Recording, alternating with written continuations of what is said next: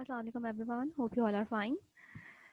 The topic of our today's lesson is the respiratory system and fishes.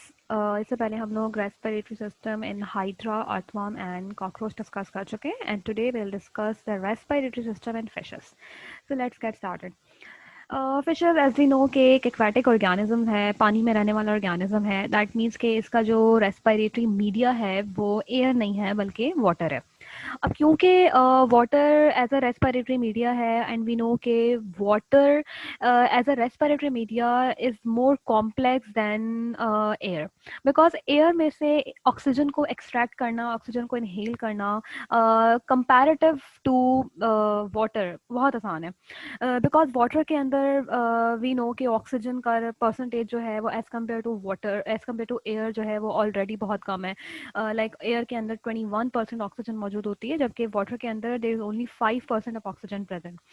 और इसके अलावा क्योंकि वाटर एक लिक्विड स्टेट है, तो क्योंकि उसके अंदर इंट्रामोलिकुलर फोर्सेस ज़्यादा हैं, डेंसिटी उसकी ज़्यादा है, सो उसमें से ऑक्सीजन को एक्सट्रैक्ट करना एज़ कम्पेयर टू एयर में से एक्सट्रैक्ट करना बहुत मुश्किल है. ठीक है, तो अब इतने सारे प्रॉब्लम्स को कैटर करने के लिए एक्वाटिक ऑर्गेनिजम्स के पास कुछ एडेप्टेशंस हैं. लाइक फॉर एग्जांपल फिशेस के अब फिशेस की क्या एडेप्टेशन है to cater this problem, that they have the most effective form of respiratory organs and these organs are what? Gills. So gills, fishes का जो रेस्पिरेटरी ऑर्गन है वो क्या है? गिल है. गिल ना सिर्फ फिशेस का रेस्पिरेटरी ऑर्गन है बल्कि बहुत सारे आर्थ्रोपोड्स हैं, लाइक प्रॉन्स हैं, उनका भी रेस्पिरेटरी ऑर्गन गिल्स है. इसी तरह से जो फ्रॉग है, फ्रॉग का जो टाइडपोल स्टेज है, लाइक जिसका लार्वा स्टेज होता है, उसमें भी वो by the help of gills जो है वो रेस्पायर करता है. ठीक है, फिर बड़े होके नो डाउट फिर वो अपनी स्किन से करता है और लंग से करता है, लेकिन at the stage of larval, but at the larval stage it respire with the help of its gills. Right, as you can see in the diagram, these are the gill structures. As you can see, ये जो आपको highly vascular structures, reddish color के structure नजर आ रहा है, ये basically जो हैं वो gills हैं. So ये basically जो head होता है, बिल्कुल head और trunk की base पर ही मौजूद होते हैं. ठीक है, ये outgrowth होती है fish के pharynx की. And we can see it from outside because इसके ऊपर एक कवरिंग होती है, that covering is called as operculum. अच्छा, ये कवरिंग जो है वो हर तरह की फिश के अंदर मौजूद नहीं होती है, बिकॉज दो तरह की फिशेज होती हैं. Like just look at it, we have two types of fishes. Cartilaginous fishes होती हैं और बोनी फिशेस होती हैं. जो कार्टिलेजिनस फिशेस होती हैं उनके अंदर इस तरह की कोई फ्लैप लाइक स्ट्रक्चर नहीं होता है. ठीक है, इनके अंदर एज यू कैन सी इनके अंदर गिल स्लिट्स होती हैं. Like they do not have certain flap like structure, they have just openings, और in openings से जो है we can see the gills. ठीक है, तो these openings basically are called as gill slits. जबकि जो bony fishes होती हैं उनके अंदर basically एक bony flap होता है and this bony flap is called as operculum.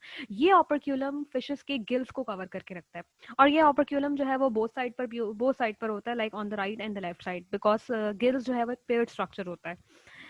right.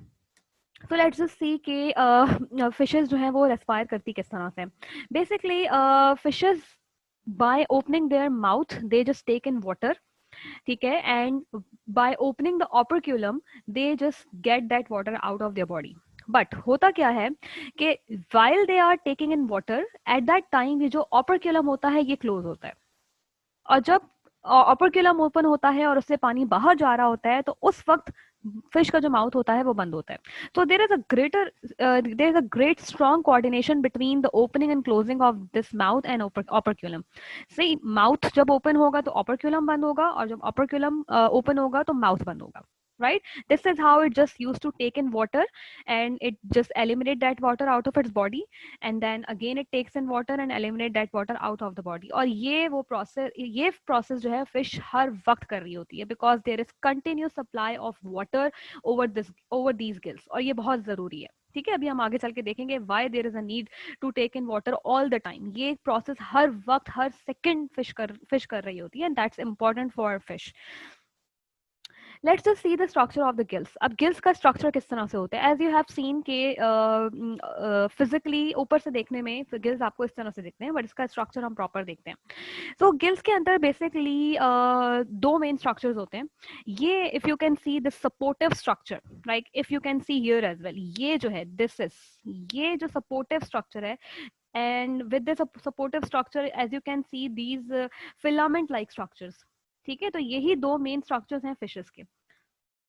ये जो सपोर्टिव स्ट्रक्चर हमने देखा था, इस सपोर्टिव स्ट्रक्चर को हम कहते हैं gill arch, right? This supportive structure is called as gill arch. So this is the supportive structure with which these gill filaments are attached. ये two rows of thousands of filament like structures होते हैं जो कि इस gill arch से connected होते हैं. इन filament like structures को हम कहते हैं gill filaments, right? और ये thousands of such filaments are attached to this structure, right? फिर इन filament के ऊपर there are certain thin structures as thin as paper. ठीक है, इन थिन फिलामेंटस स्ट्रक्चर्स को हम कहते हैं lamella.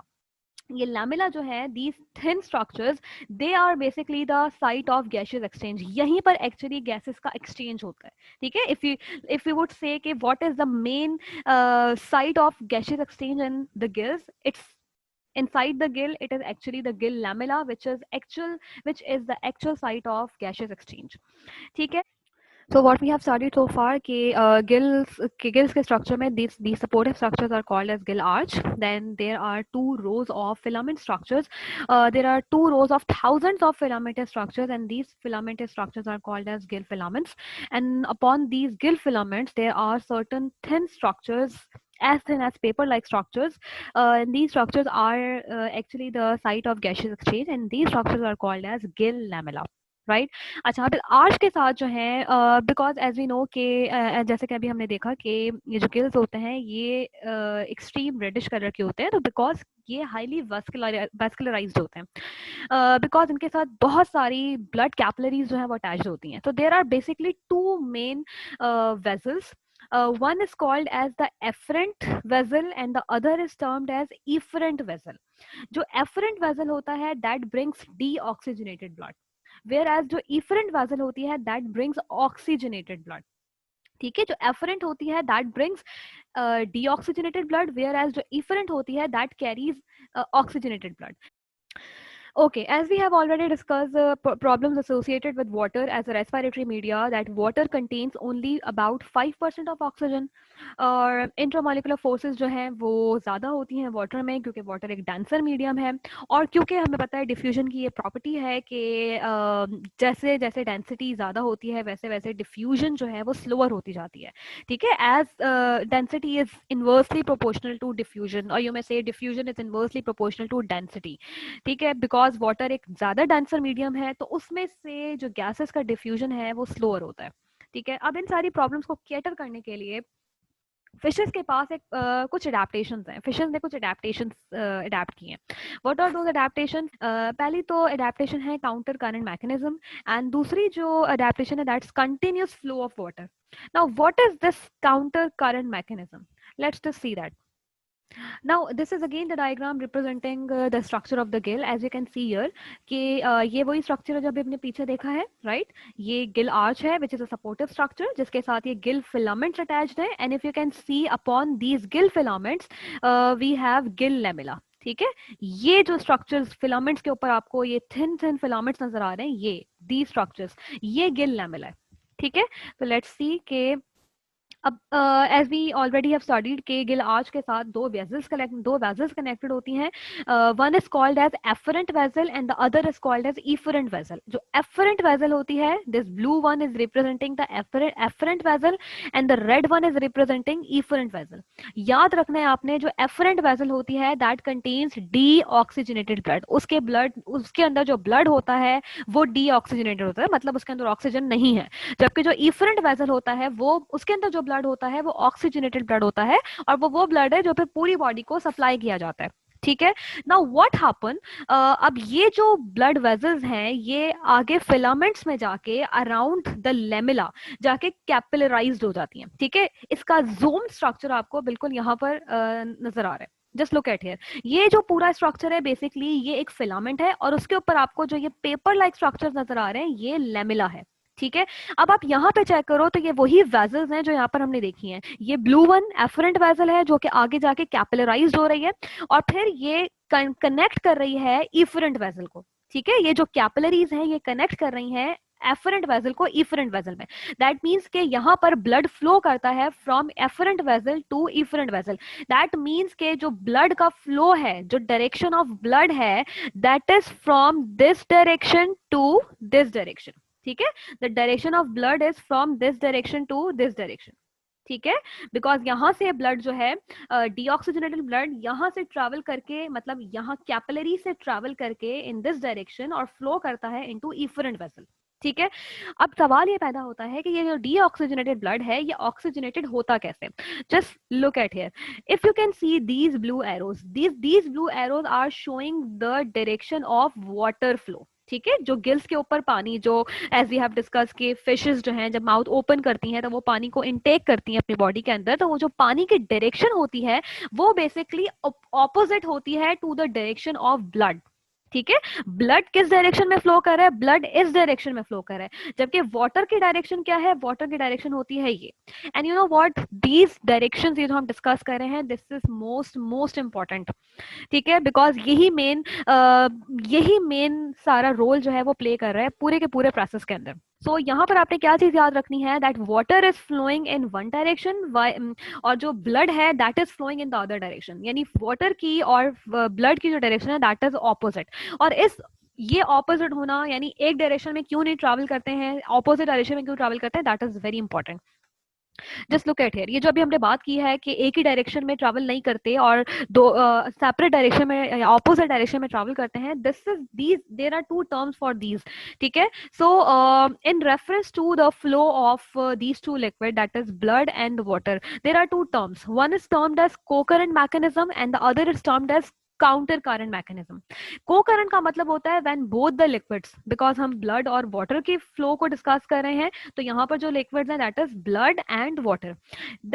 So in co current mechanism जो दोनों के दोनों लिक्विड्स हैं वो सेम डायरेक्शन में फ्लो करते हैं। लाइक अगर वाटर भी इसी डायरेक्शन में फ्लो करे और ब्लड भी इसी डायरेक्शन में फ्लो करे तो ये वाला मैकेनिज्म कहलाएगा को करंट मैकेनिज्म। जबकि जो काउंटर करंट मैकेनिज्म है, in the counter current mechanism both the liquids that is blood and the water they flow in opposite direction, यानी ब्लड जो है वो एक डायरेक्शन में फ्लो करता है तो वाटर एग्जैक्टली उसके ऑपोजिट डायरेक्शन में फ्लो करता है, ठीक है।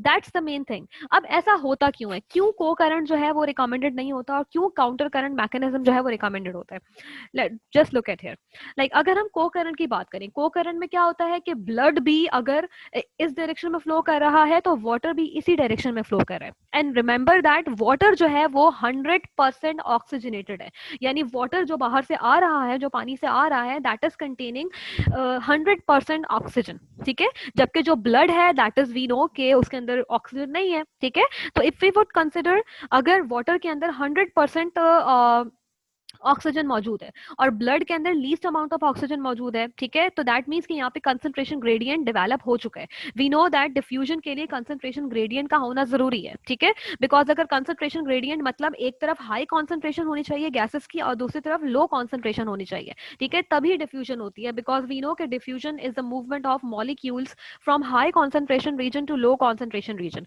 तो अगर कॉन्सेंट्रेशन ग्रेडियंट डेवलप नहीं होगा तो डिफ्यूजन पॉसिबल नहीं है, ठीक है। तो वाटर के अंदर जो है वो हाई कॉन्सेंट्रेशन है ऑक्सीजन की, जबकि ब्लड के अंदर लो कॉन्सेंट्रेशन है, ठीक है। तो water is containing this time 100% oxygen. अब आप देखो वाटर भी इसी डायरेक्शन में फ्लो करता हुआ नजर आ रहा है और ब्लड भी इसी डायरेक्शन में फ्लो करता हुआ नजर आ रहा है, ठीक है।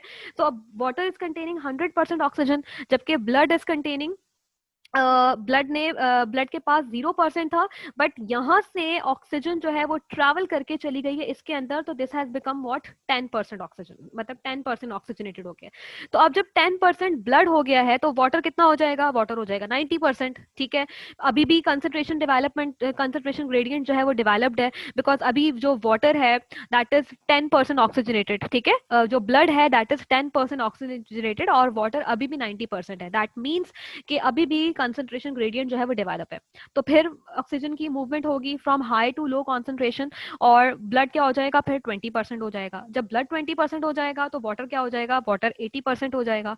ठीक है, फिर कंसंट्रेशन ग्रेडियंट डेवलप हो गया तो फिर ब्लड कितना हो जाएगा, ब्लड 30% हो जाएगा 20 से। फिर वाटर जो है वो 70% हो जाएगा, बिकॉज 10% उधर चला गया। ठीक है, फिर 70% हो गए, still there is concentration gradient, तो फिर यहाँ से नेट मूवमेंट होगी ऑक्सीजन की, और जो वाटर 30% था वो वाटर कितना हो जाएगा, अब 40% हो जाएगा। ठीक है, फिर जब 40% हो जाएगा तो वाटर के अंदर ऑक्सीजन कितनी रह जाएगी, 60% रह जाएगी। ठीक है, और यहाँ पर जो है वो स्टिल 40% है, अभी भी कंसंट्रेशन ग्रेडियंट जो है वो डेवलप्ड है। तो फिर मूवमेंट होगी तो ब्लड के अंदर कितनी परसेंटेज हो जाएगी, 50% हो जाएगी। ठीक है, अभी भी कंसंट्रेशन ग्रेडियंट डेवलप्ड है। तो फिर एक टाइम ऐसा आएगा कि जो है there would come a state of equilibrium.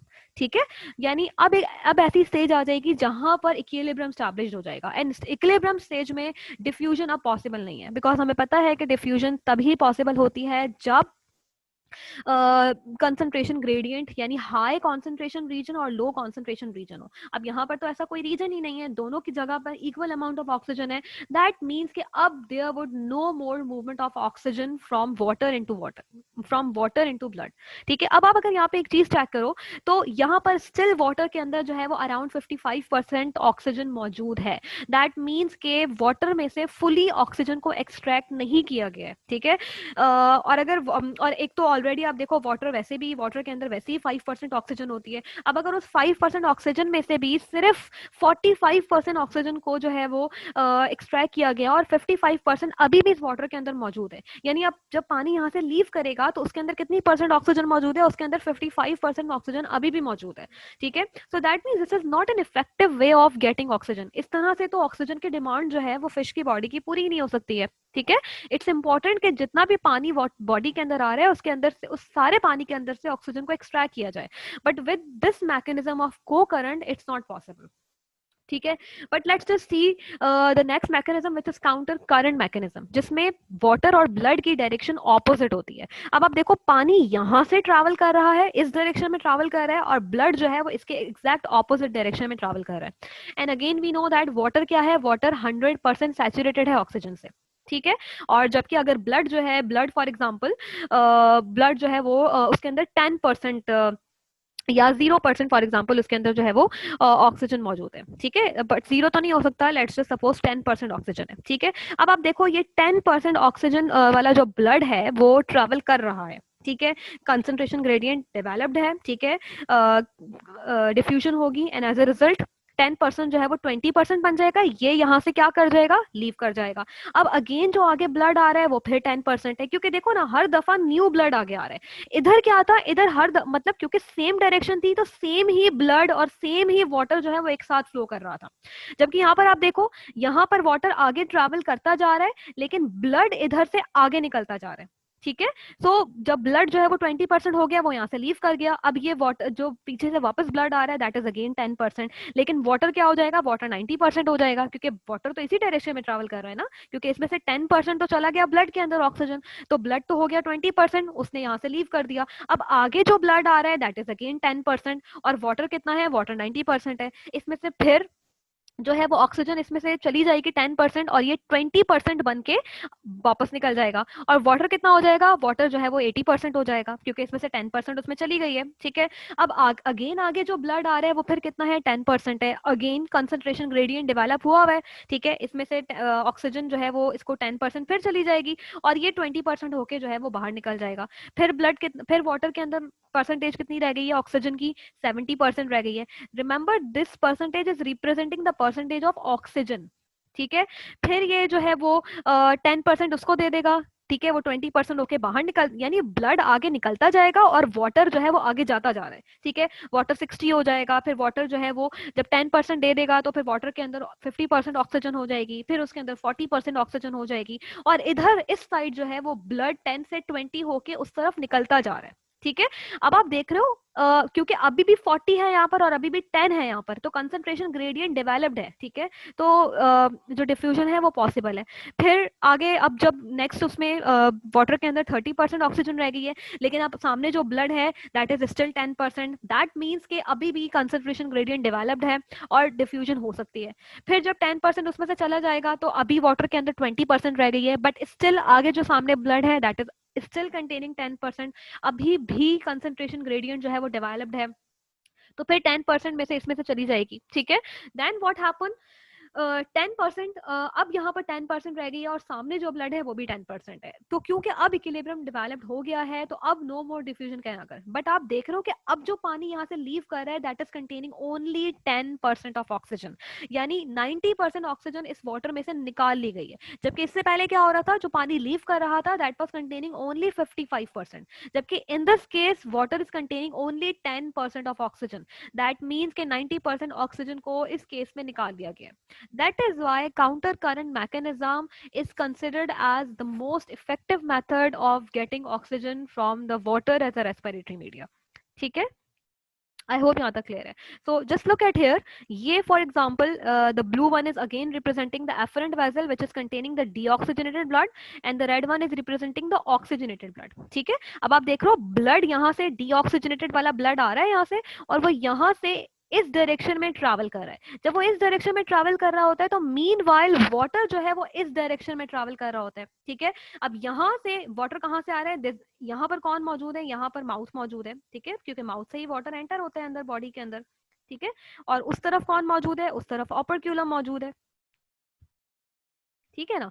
So water mouth से एंटर हुआ, जबकि यहाँ पर ब्लड जो है वो डीऑक्सीजनेटेड ब्लड ये एफरेंट वेजल से इस तरफ इस डायरेक्शन में ट्रैवल कर रहा है, और वाटर इसके एग्जैक्ट ऑपोजिट डायरेक्शन में ट्रैवल कर रहा है। तो ऑपोजिट डायरेक्शन में ट्रैवल होने की वजह से क्या होगा, काउंटर करंट मैकेनिज्म होगा, and this is how fishes will extract most amount of oxygen, क्योंकि water as a respiratory media बहुत ज़्यादा problems create करता है। तो उस problem को कैटर करने के लिए, उन प्रॉब्लम्स को सॉल्व करने के लिए फिशेस की सबसे मेन एडेप्टेशन जो है वो ये काउंटर करंट मैकेनिज्म है।